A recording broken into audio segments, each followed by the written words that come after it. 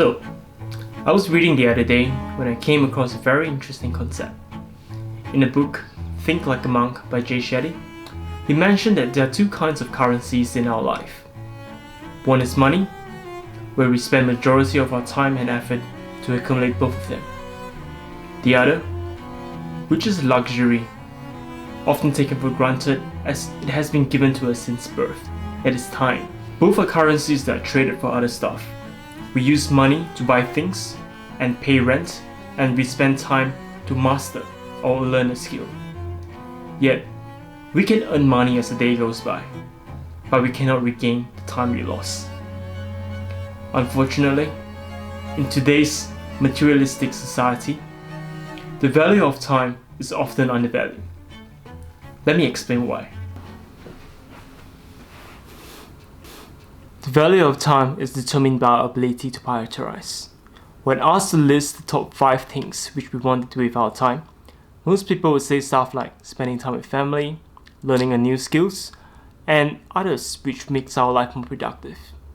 Yet, when we look back at how our time was actually spent, we find that how we spend our time is very disproportionate to how we want our time to be spent.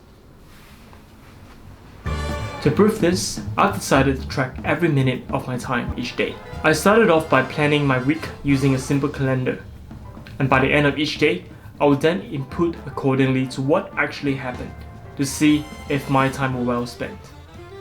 To ensure that I stay on schedule, I've even created a Shanq pad to ensure that I keep on to my schedule.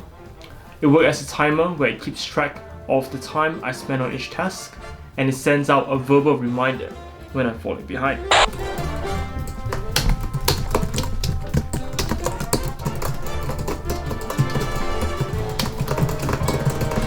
Failure. You are behind schedule. Failure. Failure. You are behind schedule. Failure. Failure. You are behind schedule. Failure. Failure. You are behind schedule. Failure. Failure. To make all of this possible, I will need to track my time as accurately as possible. To do this, I would use time tracking apps such as Harvest. What it does is that it allows me to start a time when I'm about to command a task, and even retrospectively input stuff that I spend time unproductively, such as watching Brooklyn 99 on rerun. There are multiple time tracking apps, and I'm sure they all work the same. As best as I could, I try to track everything, including the time I spend just munching on reads in front of the TV. Now I have a Samsung S9, and in the phone itself it has this function of digital well-being. What this function does is that it shows the amount of time I unlock my phone, the amount of time I spend on different apps such as Instagram and Facebook. Pretty creepy if you ask me, but it has been a great help and prevents me from being dishonest when it comes to time tracking. Now this experiment went on for a week, which I will share in the next video. Time tracking down to every last minute is very exhausting, and there have been times where I actually forgot to input the activity. Initially, at the start of the experiment, I tried my best to track as much as I could, but as days goes by, the process itself is so time consuming that I've started to track down to say every 30 minutes instead. Nevertheless, this is what I've learned from tracking my time. Number 1, I've learned what works, what doesn't. Tracking my time allows me to figure out which activity requires more time and which does not. Now when you're planning your week, you usually allocate a block of time to a certain activity. By tracking your time, you will realize that which activity will require more time and which activity are those that you can do quickly.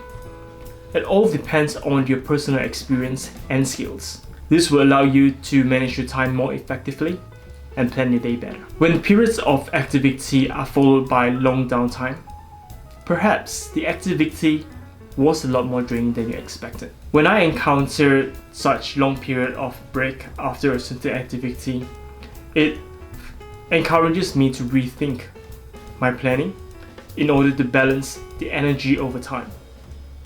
And when performing a task that are draining, such as coming up with ideas for the next video, I would tend to spread the task out over several days in smaller blocks rather than try and do everything in a 2-hour block.